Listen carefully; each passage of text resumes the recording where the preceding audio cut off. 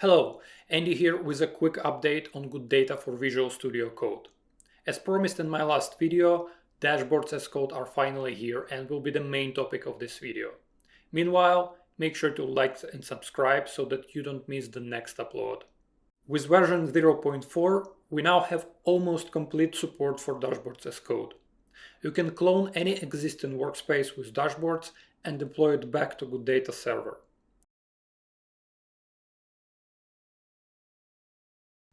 Our VS Code extension will also help you edit dashboards with syntax highlights, real-time semantic validation, and autocomplete.